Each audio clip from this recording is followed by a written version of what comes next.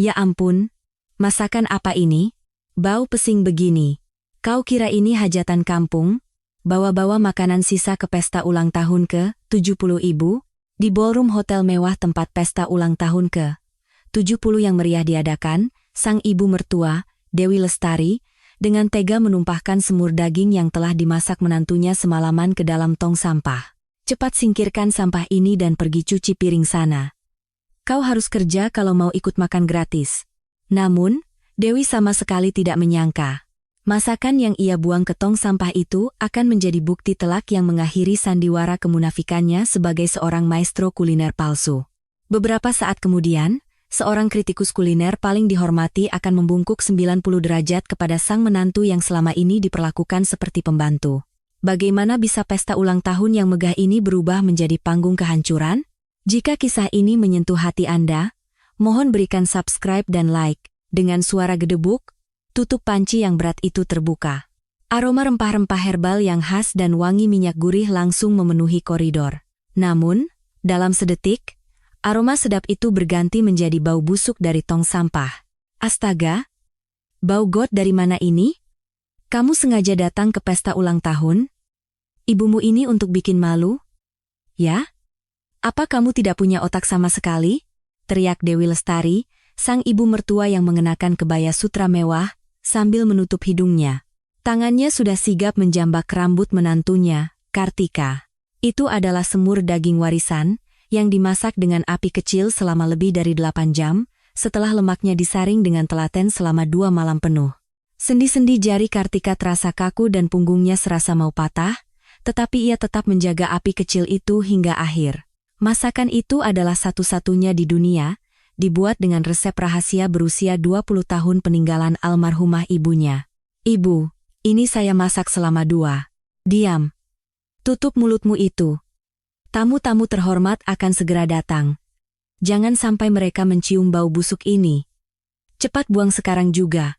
Sebelum Kartika selesai bicara, ibu mertuanya sudah melangkah cepat menuju tong sampah besar di ujung koridor. Tanpa ragu sedikit pun, ia membalikkan panci berharga itu. Gumpalan semur daging berwarna coklat pekat yang lengket tumpah secara mengenaskan ke dalam tong sampah. Kuah panas yang muncrat ke lantai menyisakan noda buruk di sepatu kets putih Kartika. Persis seperti darah dan air mata yang mengalir dari hatinya yang hancur. Hawa panas membasahi punggung kakinya, tetapi hatinya terasa beku, seolah berdiri di tengah padang salju Siberia. Ibu, kenapa dibuang? Sayang sekali, isak Kartika sambil mencoba meraih panci kosong itu. Ini semua untuk mendidikmu biar jadi manusia. Cibir sang ibu mertua, kalau tamu keracunan setelah makan ini, apa kamu mau tanggung jawab? Kenapa, sih, kamu ini tidak bisa berhenti pamer kemiskinan? Dewi melemparkan panci kosong itu ke dada Kartika. Ujung plastik yang keras menusuk ulu hatinya, tetapi rasanya tidak sesakit belati yang sudah tertancap di dalam dadanya. Aku muak melihatmu. Sana pergi. Jangan sampai baumu tercium. Sembunyi di pojok dan cuci piring saja. Kalau sudah numpang makan, ya harus bayar dengan tenaga. Sungguh ironis. Restoran ini sebenarnya adalah milik Kartika. Tepatnya, ini adalah Pendopo Kencana, restoran masakan Indonesia kelas atas terbaik di negeri ini, yang ia bangun secara diam-diam dengan uang warisan dari orang tuanya. Ia merahasiakannya demi menjaga harga diri suaminya, tetapi sekarang ia malah diperlakukan seperti budak. Saat itulah, suaminya, Baskara, berlari tergopoh-gopoh dari ujung koridor. Kartika berharap ia akan menjadi penyelamat, tetapi kata-kata yang keluar dari mulutnya lebih tajam dari pisau. Kamu ini gila, ya? Bikin malu saja. Aku sudah bilang, kan? Hari ini sangat penting untuk karierku. Baskara melihat sepatu Kartika yang basah, lalu mengerutkan kening seolah melihat serangga menjijikkan. Mas, tadi ibu membuang semur buatanku. Memangnya gumpalan daging itu lebih penting dari masa depanku? Apa susahnya, sih, menyenangkan hati ibu sedikit saja? Baskara mendorong bahu Kartika dengan kasar dan berbisik di telinganya. Cepat ganti sepatumu. Bau. Jangan dekat-dekat dengan para tamu. Mengerti? Tanpa menoleh lagi, Baskara langsung masuk ke dalam ballroom. Di koridor yang sepi itu, hanya tersisa bau sampah makanan dan harga diri Kartika yang terinjak-injak. Kartika mengepalkan tangannya begitu erat hingga kuku-kukunya menancap di telapak tangan, meninggalkan bekas merah yang jelas. Kesabaran bukan lagi kebajikan, melainkan kebodohan. Kartika berjongkok di samping tong sampah. Dengan hati-hati, ia mengambil tutup panci yang kotor. Di sana, tertempel sebuah stiker hologram kecil yang berkilauan, yang tidak dilihat oleh siapapun. Akademi Gastronomi Nusantara, Otentikasi Nomor 198. Ini bukan sekadar stiker. Ini adalah satu-satunya bukti bahwa masakannya bukanlah palsu, dan akan menjadi jerat yang mencekik leher ibu mertuanya. Kartika membersihkan kotoran pada stiker itu dengan serbet. Cahaya hologram yang berkilauan terpantul dingin di matanya. Saat itu, ponsel di sakunya bergetar. Ia menyalakan layar dan melihat ada 3 panggilan tak terjawab serta sebuah pesan. "Nyonya Maestro, saya sudah tiba." "Anda di mana?" Pengirimnya adalah ketua juri VIP. Dengan tangan gemetar, Kartika melepaskan celemek basahnya dan membantingnya ke lantai. Setelah menarik napas dalam-dalam, ia menekan tombol panggil. "Ya, Bapak Ketua, ini saya. Saya akan segera ke sana." "Sudah saatnya saya tunjukkan," gumam Kartika sambil mengertakkan gigi. "Siapa pemilik asli, dan siapa yang palsu? Tunggu saja, Bu. Pesta mewah Anda ini akan saya jungkir balikkan habis-habisan. Waktunya telah tiba untuk menunjukkan siapa pemilik sebenarnya." Di dalam dapur belakang yang kosong, hanya lampu neon yang berkedip-kedip dingin. Dengan tangan gemetar, Kartika melepas jaket tweed elegannya dan menggantungnya. Lalu, ia mengambil sepasang sarung tangan karet berwarna merah muda yang berbau pemutih dari sudut ruangan.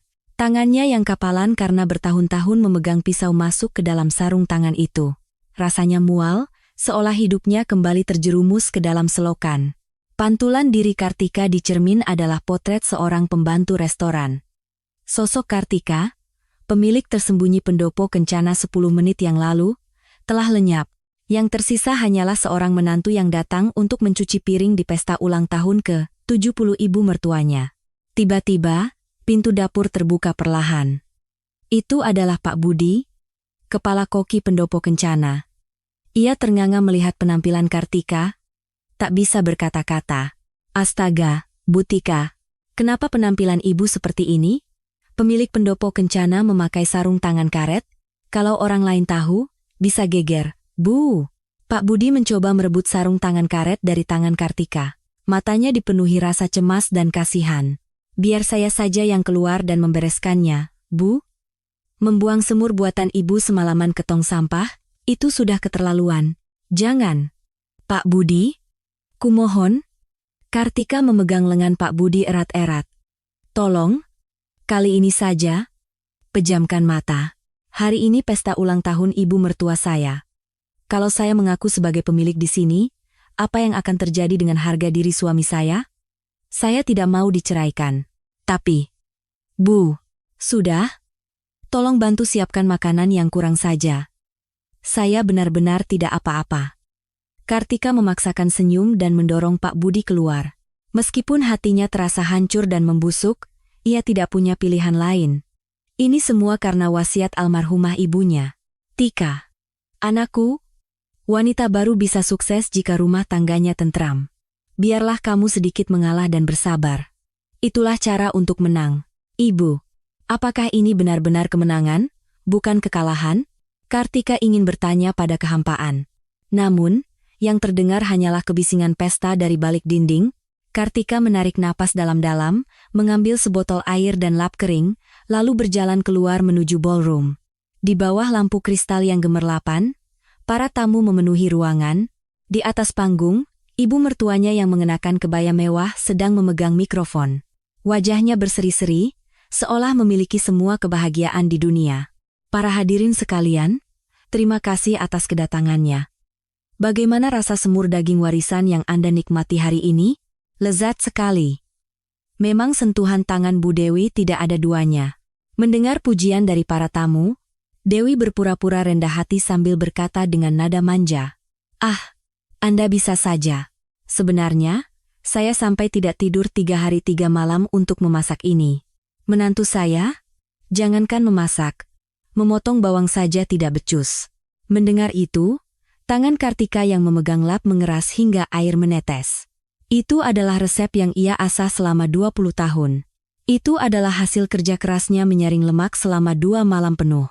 Tetapi ibu mertuanya tidak hanya mencuri hasil jerih payahnya, ia juga menjadikannya menantu yang tidak berguna di mata semua orang. Hebat sekali Bu Dewi. Menantunya beruntung sekali punya mertua seperti Anda. Bisik-bisik para tamu menusuk telinga Kartika seperti belati. Tanpa bisa berkata apa-apa, ia hanya menunduk dan membersihkan noda kuah di meja. Setiap usapan lap terasa seperti mengikis harga dirinya. Saat itulah, aduh, punya mata tidak, sih? Jalan lihat-lihat dong. Seseorang dengan sengaja menyandung kaki Kartika. Kartika kehilangan keseimbangan, terhuyung, dan menumpahkan botol air yang dipegangnya. Air dingin menggenang di lantai. Ketika ia mengangkat kepala, adik iparnya, Ratri, sedang menatapnya dengan tangan bersedekap. Kalau kerja dibayar untuk datang ke pesta orang, yang benar dong. Kamu tahu tidak harga sepatu ini?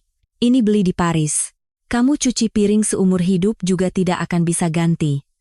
Teriak Ratri dengan suara keras agar semua tamu mendengar. Para tamu yang tidak tahu siapa Kartika sebenarnya, mulai mencemoohnya. Dasar anak muda, ceroboh sekali.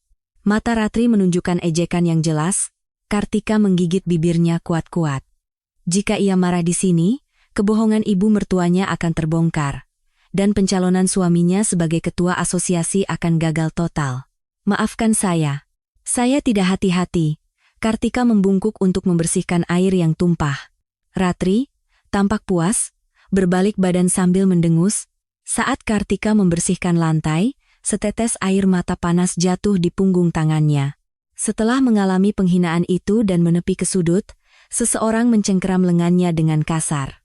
Itu adalah suaminya. Ia menyeret Kartika ke balik pilar, jauh dari pandangan orang. Kartika, yang bodohnya mengira suaminya akan menunjukkan kekhawatiran, terkejut melihat wajah suaminya yang memerah karena marah. Kamu ini punya otak tidak? Sudah kubilang diam di pojok. Siapa suruh keluyuran pamer muka? Bentak suaminya dengan suara mendesis seperti ular. Tadi ibu yang menyuruhku melayani minum para tamu. Katanya aku harus bekerja, kalau begitu, seharusnya kamu merayap, jangan sampai kelihatan. Lihat, sepatu adikku jadi begitu. Kamu sengaja, kan? Kamu sengaja mau mencoreng mukaku, kan? Mas, kamu keterlaluan. Kamu lihat sendiri Ratri yang menyandungku. Dan semur itu. Kalau kamu masih punya hati nurani, katakan. Apa itu masakan ibu? Itu darah dan keringatku. Apa kamu bangga kalau ibu jadi maestro dengan cara mencuri? Kartika akhirnya meluapkan amarah yang ditahannya. Namun, suaminya hanya mencibir. Oh, hebat sekali. Dengar ya. Dalam pernikahan itu tidak ada milikmu atau milikku. Kalau ibu jadi maestro, uangnya lari ke siapa? Kenapa kamu picik sekali? Coba berpikir lebih luas sedikit. Baskara mendorong bahu Kartika. Kata-katanya lebih menyakitkan daripada dorongan fisiknya. Dianggap keluarga? Di rumah ini, Kartika bukanlah keluarga, melainkan barang sekali pakai yang bisa dibuang setelah tidak dibutuhkan. Bahu yang tadinya disentuh suaminya terasa dingin.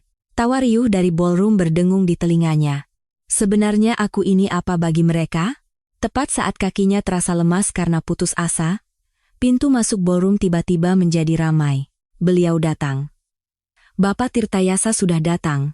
Para ajudan berjas hitam membuka pintu besar itu. Seketika, suasana di ballroom berubah. Musik yang tadinya riuh dan obrolan para tamu mendadak senyap. Semua mata tertuju ke pintu masuk.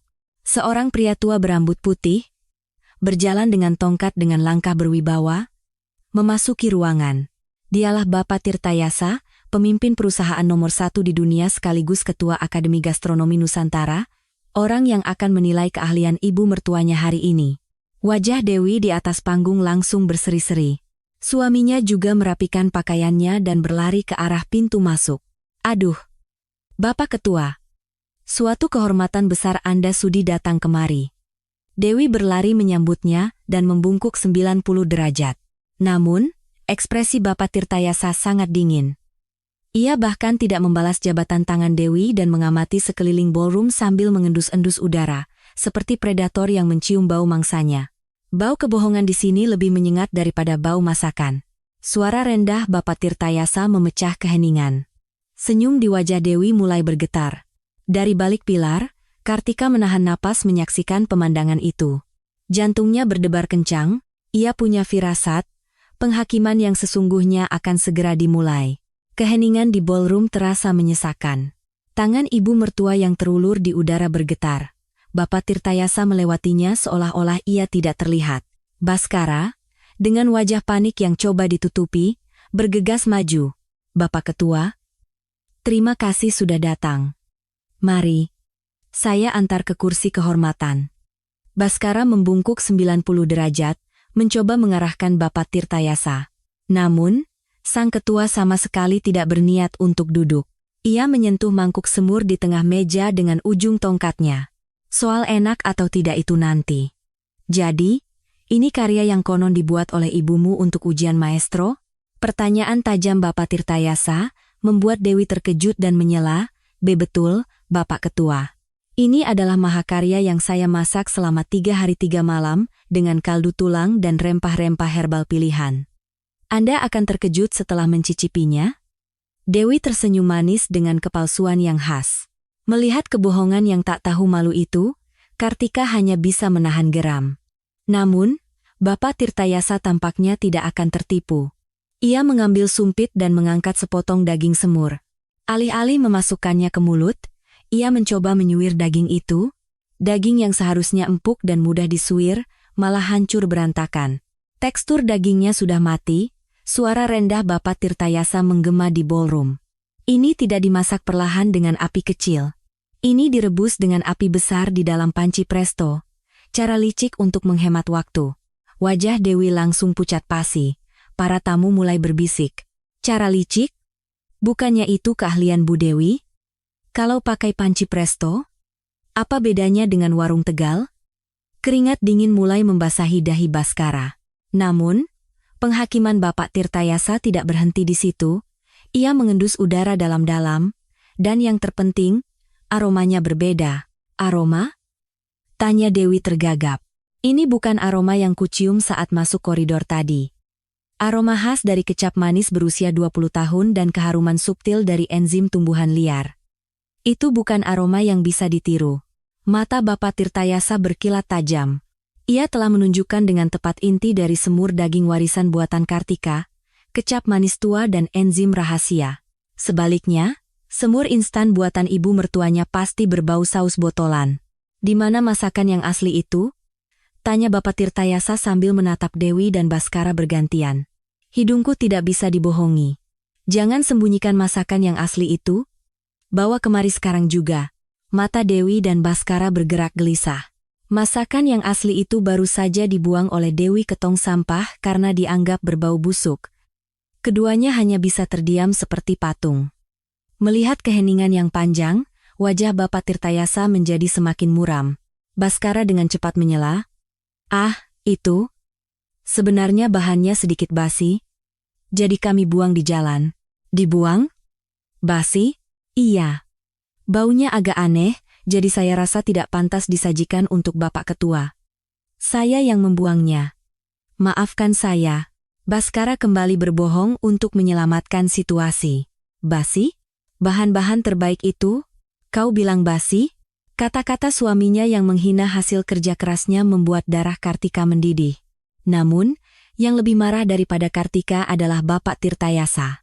Ia menghantamkan tongkatnya ke lantai marmer, menciptakan suara seperti guntur yang menggema di ballroom.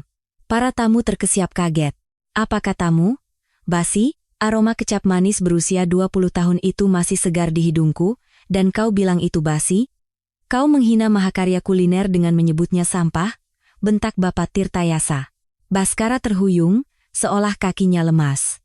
Dewi hanya bisa gemetar, tak sanggup berkata apa-apa. Cari sekarang juga. Perintah Bapak Tirtayasa dengan suara menggelegar. Obrak-abrik tong sampah kalau perlu. Sebelum aku melihatnya dengan mata kepalaku sendiri, tidak ada penilaian hari ini. Bapak Tirtayasa memberi isyarat kepada ajudannya. Ajudan, kau pergi cari. Periksa semua tong sampah di sekitar sini dan temukan masakan yang asli itu. Baik, Pak. Ajudan itu segera berlari keluar. Wajah Dewi menjadi kelabu. Ia sadar, begitu wujud semur daging yang mengenaskan dari tong sampah itu terungkap, mimpinya menjadi maestro kuliner akan berakhir. Kartika mengepalkan tangannya di balik pilar. Inilah saatnya ia maju. Beberapa saat kemudian, pintu ballroom terbuka dan sang ajudan masuk. Di tangannya ada sebuah kantong ziplock transparan yang besar. Semua mata tertuju pada kantong itu. Di dalamnya, ada potongan tutup panci yang berlumuran bumbu merah dan gumpalan semur daging yang hancur. Di tutup panci itu, label otentikasi hologram masih terlihat jelas. Siapapun bisa melihat bahwa itu baru saja diambil dari tong sampah. Sudah ketemu, Bapak Ketua, kata ajudan itu sambil meletakkan kantong di depan Bapak Tirtayasa. Dewi menjerit dan mundur. Baskara menutupi wajahnya dan berpaling. Bapak Tirtayasa mengambil kantong itu dengan tangan gemetar. Label hologram yang bersinar terang bahkan di tengah kotoran. Nomor 198. Nomor yang selama ini ia cari. Hah! Desah Bapak Tirtayasa. Perlahan ia mengangkat kepala dan menatap tajam ke arah Dewi. Tatapannya lebih dingin dari predator yang mengincar mangsa. Jadi ini yang Anda buang karena basi? Suara Bapak Tirtayasa terdengar rendah dan mengancam. Atau Anda buang karena takut pemilik aslinya muncul? Apa maksud Anda? Dewi gemetar, tak mampu membela diri. Seolah tak ingin lagi berurusan dengan mereka, Bapak Tirtayasa mengambil mikrofon di atas panggung.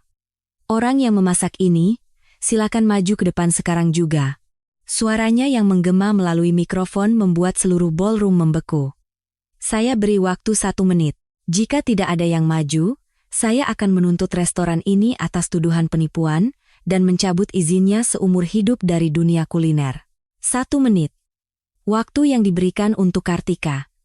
Tidak ada lagi tempat untuk bersembunyi atau mundur. Kartika menarik napas dalam-dalam. Lalu, ia membuka lebar-lebar pintu dapur yang tadinya tertutup rapat. Semua mata tertuju padanya. Ia tidak mengenakan gaun mewah atau seragam koki yang bersih. Hanya celemek basah, sarung tangan karet merah muda di satu tangan, dan rambut yang acak-acakan. Penampilannya benar-benar seperti seorang pembantu restoran. Loh, itu kan perempuan yang tadi membersihkan lantai? Bisik para tamu. Mendengar itu, Dewi yang pucat pasi berlari ke arahnya. Ia mencubit lengan Kartika dan menggeram. Kamu sudah gila? Beraninya kamu muncul di sini? Cepat pergi dari sini. Kuku Dewi menancap di kulitnya. Tetapi Kartika tidak bergeming. Cepat minta maaf pada Bapak Ketua. Bilang kamu yang salah mengelola bahan makanan makanya dibuang. Kamu mau merusak ulang tahunku. Hah? Kepicikan dan keegoisan ibu mertuanya yang tak terbatas membuatnya ingin tertawa. Kartika menepis tangan Dewi dengan kasar. Minggir. Apa? Bapak Ketua memanggil saya. Apa ibu tidak dengar? Kartika melewati ibu mertuanya yang termangu dan berjalan dengan percaya diri ke hadapan Bapak Tirtayasa. Selangkah demi selangkah, ia bertransformasi dari menantu pembantu menjadi pemilik sejati. Baskara mencoba menghalanginya, tetapi ia terkejut melihat sorot mata Kartika dan mundur. Akhirnya, ia berdiri tepat di depan Bapak Tirtayasa. Begitu melihat Kartika, sang ketua meletakkan tongkatnya di lantai. Dan sesuatu yang luar biasa terjadi. Bapak Tirtayasa, sang legenda hidup dunia kuliner Indonesia, di hadapan 500 tamu, di tengah ballroom yang megah, membungkukkan badannya 90 derajat kepada Kartika, sang menantu pencuci piring. Nyonya Maestro Kartika.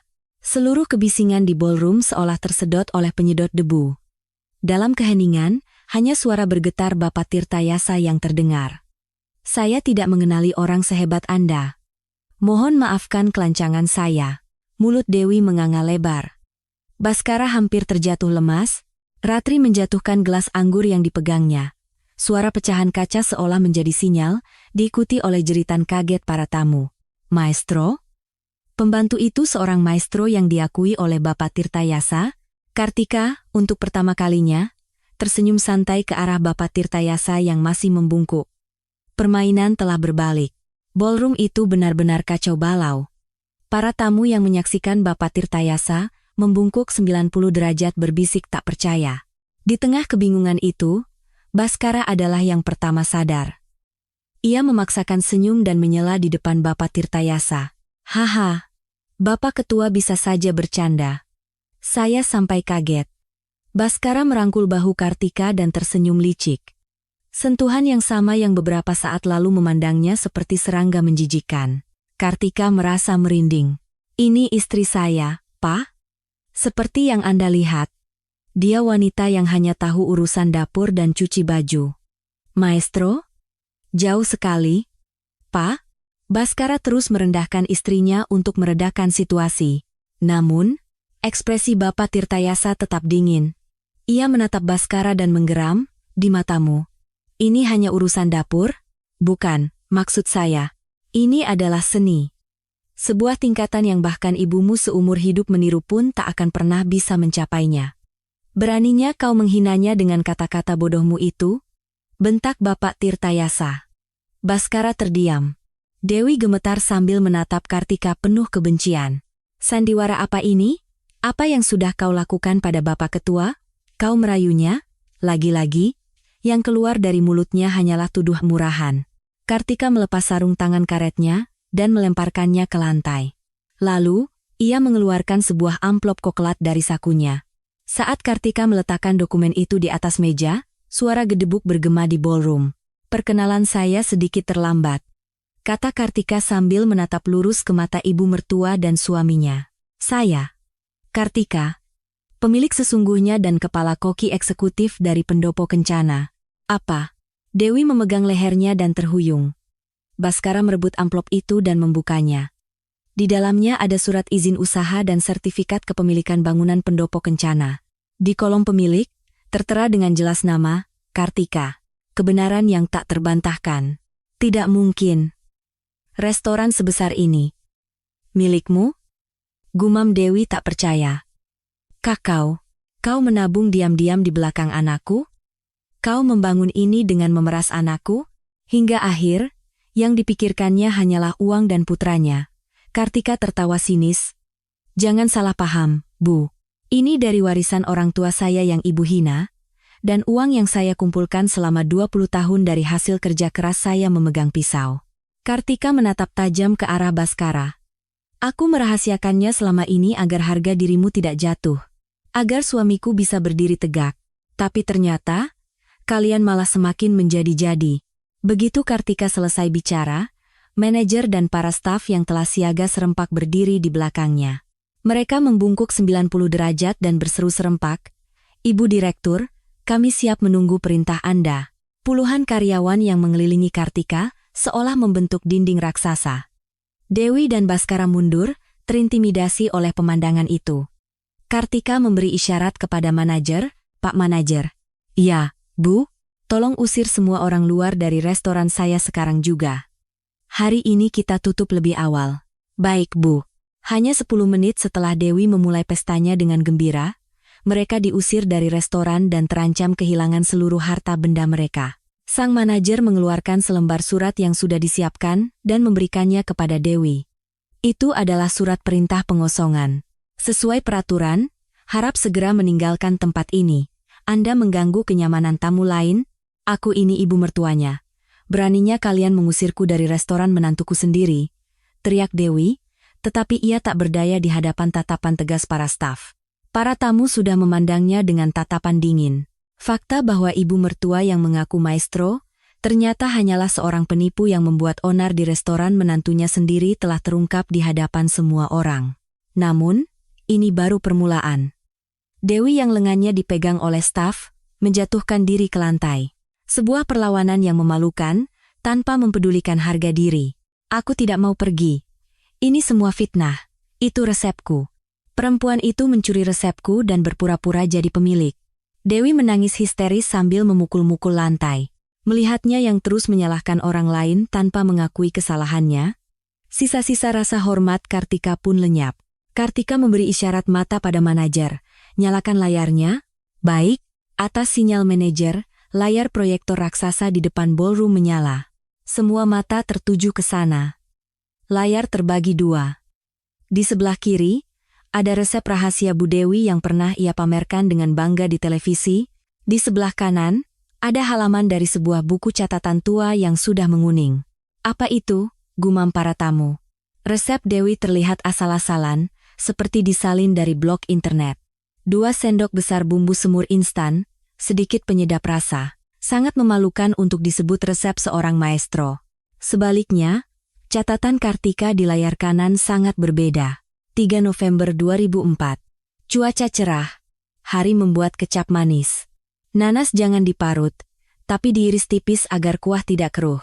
Tulisan tangan almarhumah ibunya dan catatan penelitian tambahan dari Kartika dengan pena merah memenuhi halaman itu. Bukti dari 20 tahun waktu dan ketulusan.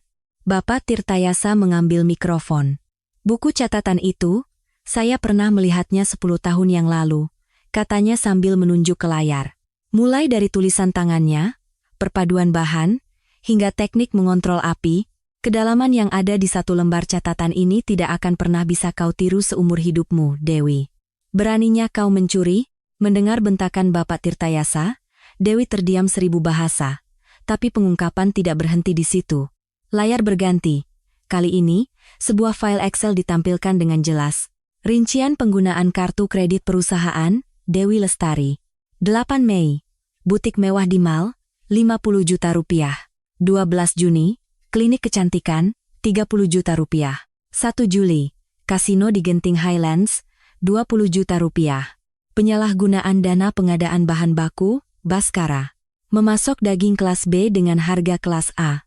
Penggelapan selisih dana, 300 juta rupiah. Cemoohan dan cibiran dari para tamu meledak. Ya ampun, pakai uang menantu untuk beli barang mewah dan berjudi, suaminya memasok daging busuk restorannya sendiri, keluarga macam apa ini? Wajah asli mereka yang memalukan terungkap, Baskara tak sanggup mengangkat kepalanya.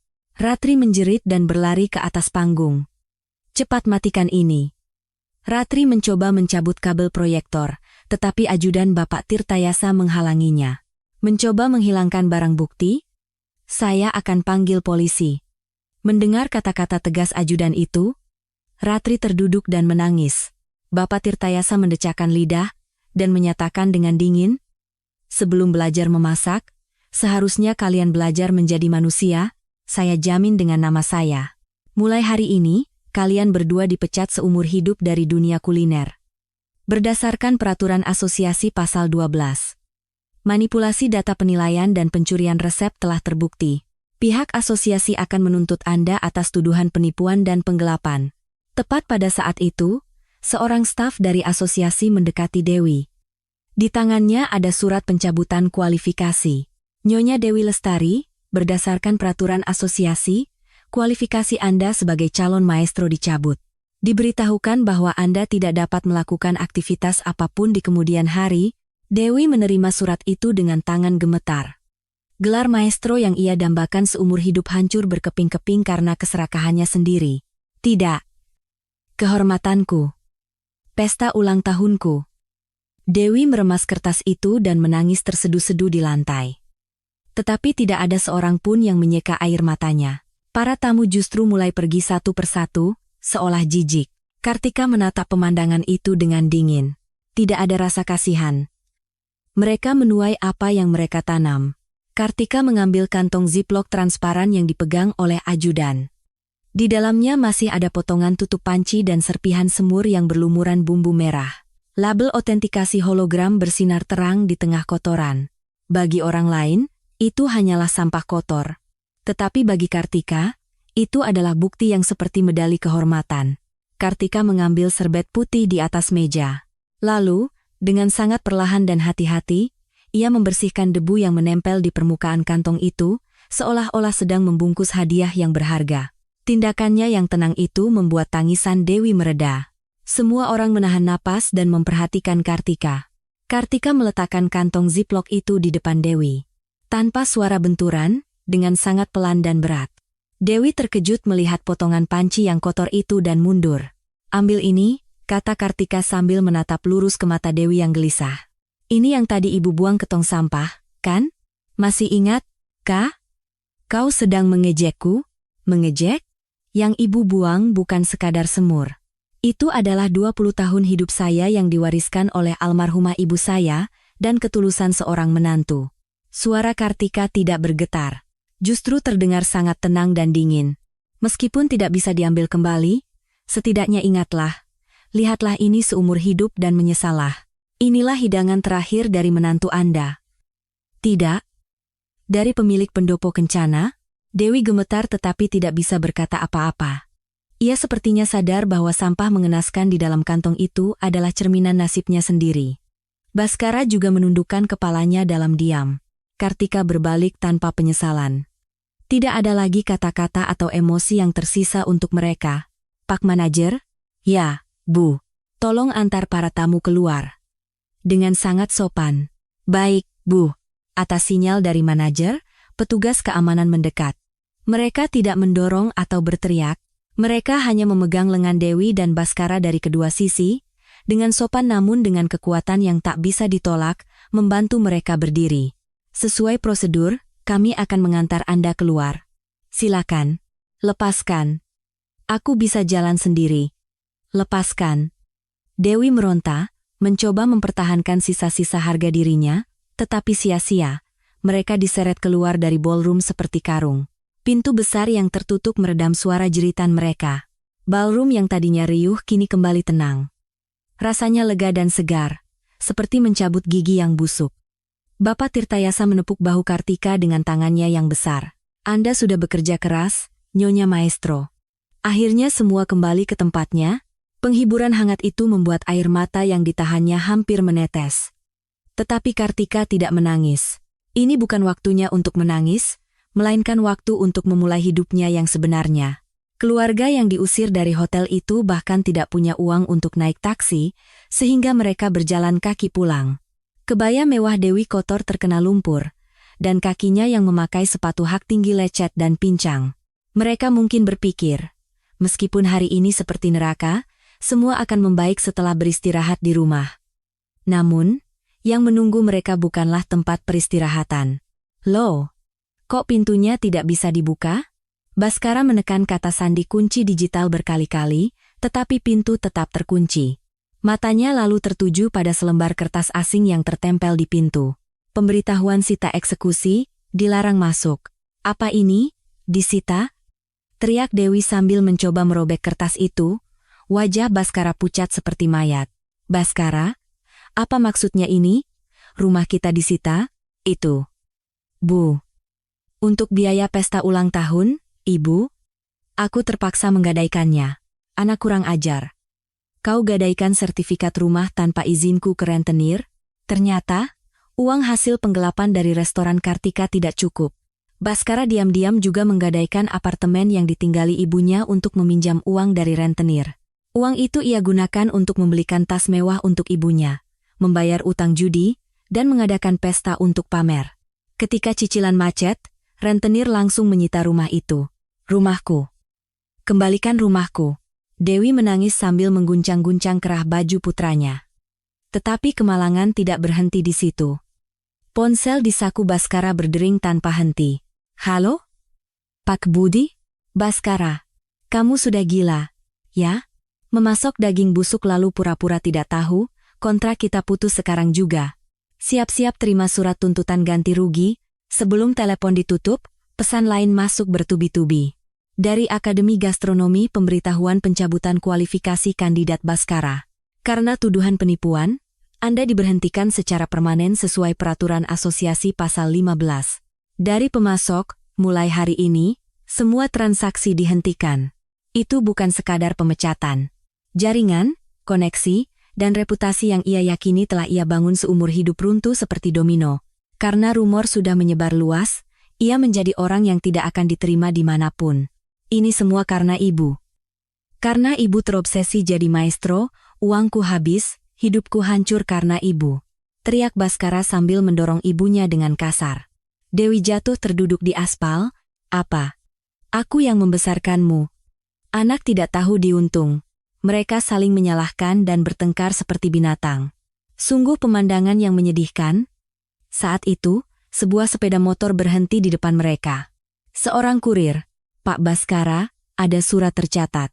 Baskara menerima amplop itu dengan tangan gemetar. Surat dari pengadilan, surat gugatan cerai dan tuntutan ganti rugi, laporan tindak pidana korupsi dan penggelapan dana, hadiah terakhir dari Kartika. Baskara terduduk lemas di tempat. Dengan putus asa, ia menelepon pengacara yang dikenalnya, tetapi jawaban yang diterima sangat dingin. Pak Baskara, maaf. Kasus ini sulit saya tangani, tidak ada peluang menang. Jujur saja, Anda juga tidak punya uang untuk membayar saya, kan? Telepon ditutup. Tidak ada seorang pun yang mau membantu mereka. Terisolasi sepenuhnya. Itulah kenyataan yang mereka ciptakan sendiri. Di bawah lampu jalan, bayangan ketiga orang yang duduk termangu memanjang. Mereka tampak menyedihkan, seperti kantong sampah sobek yang dibuang di pinggir jalan. Angin malam terasa dingin, tetapi tidak sedingin rasa dingin yang meresap hingga ke tulang mereka. Waktu berlalu dengan cepat. Musim berganti, musim dingin yang menusuk tulang tiba. Seiring pergantian musim, hidup mereka juga berubah total. Di ruang besuk penjara yang dibatasi jeruji besi dingin, Baskara duduk dengan seragam narapidana berwarna biru. Wajah sombong dengan rambut klimis dan setelan mahal telah lenyap. Yang tersisa hanyalah seorang tahanan menyedihkan dengan kepala plontos dan mata cekung. Jumlah uang yang ia gelapkan sangat besar dan kejahatannya dianggap berat, sehingga permohonan penangguhan penahanannya ditolak. Nak. Dari seberang kaca, ibu mertuanya mengangkat gagang telepon. Penampilannya juga sangat kumal. Wajahnya yang tanpa riasan dipenuhi flek hitam, dan jaket tebal yang ia kenakan sobek di beberapa bagian hingga isinya keluar. Sudah dapat pengacara? Kapan kamu keluar? Uang sewa pemandian umumku sudah habis, aku akan segera diusir. Tidak adakah tempat untuk meminjam uang? Anaknya di penjara, tetapi yang dipikirkan ibu itu hanyalah perutnya sendiri. Baskara tertawa getir. Cukup, Bu. Aku terancam hukuman 3 tahun penjara. Apa ibu pikir uang sewa itu masalahnya? Lalu bagaimana? Di luar suhu minus 10 derajat, apa aku harus mati kedinginan? Mati saja sekalian. Aku juga ingin mati di sini. Kalaupun aku keluar, aku akan mati dipukuli penagih utang. Lebih baik di penjara. Baskara meletakkan gagang telepon dan meraung. Para sipir menyeretnya keluar. Dewi menggedor-gedor pintu yang tertutup, tetapi putranya tidak menoleh sedikit pun. Akhirnya, Dewi dan Ratri diusir dari pemandian umum. Kartu kredit mereka sudah lama diblokir, dan karena tidak bisa membayar utang, mereka diusir ke jalanan hanya dengan pakaian pemandian. Tempat tujuan mereka yang tidak punya tempat tinggal adalah stasiun kereta bawah tanah yang dingin. Semua karena ibu. Hidupku hancur karena ibu. Ratri mengeluh sambil menggelar koran di lantai. Malam itu, saat ibunya tertidur, ia diam-diam melarikan diri. Keesokan paginya, ketika Dewi bangun, tidak ada seorang pun di sisinya. Putra yang ia andalkan di penjara, putrinya kabur. Ia benar-benar sendirian, sudah berhari-hari ia tidak makan. Dewi terhuyung-huyung mengaduk-aduk tong sampah di stasiun. Sisa mie instan dalam cup, botol minuman yang masih terisi setengah. Sampah yang biasanya ia pandang sebelah mata, kini terlihat seperti penyelamat hidup. Saat itulah, di layar televisi besar yang terpasang di pilar stasiun, muncul wajah yang dikenalnya. Breaking news, Maestro Kartika terpilih sebagai pemimpin globalisasi kuliner Indonesia. Di layar, Kartika mengenakan setelan putih yang elegan dan tersenyum cerah. Ia sedang mengumumkan rencana pendirian sekolah kuliner bersama Bapak Tirtayasa. Sosok Kartika yang berdiri dengan percaya diri di tengah sorotan kamera, sangat kontras dengan Dewi yang sedang mengais sampah. Dewi membeku, dengan sepotong roti sisa di tangannya. Jeritan yang bercampur antara iri, penyesalan, dan kepedihan meledak dari mulutnya. Itu menantuku. Aku yang membesarkannya. Dewi, seperti orang gila, mencoba melemparkan batu ke arah TV. Tetapi lengannya ditangkap oleh petugas keamanan stasiun. Nenek, tidak boleh berbuat onar di sini. Silakan keluar, lepaskan. Perempuan itu menantuku. Suruh dia menjemputku. Dewi diseret oleh petugas dan dilempar keluar stasiun yang dingin. Orang-orang yang lewat menutup hidung dan menghindarinya seolah melihat sesuatu yang kotor. Tidak ada yang mempercayai kata-katanya. Ia bukan lagi ibu siapapun, atau ibu mertua siapapun. Ia hanyalah seorang gelandangan di jalanan. Sementara itu, di dalam sel yang dingin, Baskara berbaring menghadap dinding, hanya ditutupi selimut tipis. Nasi jatahnya sudah dingin, dan angin yang masuk melalui jeruji membuatnya menggigil. Ia tiba-tiba teringat aroma semur daging hangat yang sering dimasak istrinya semalaman.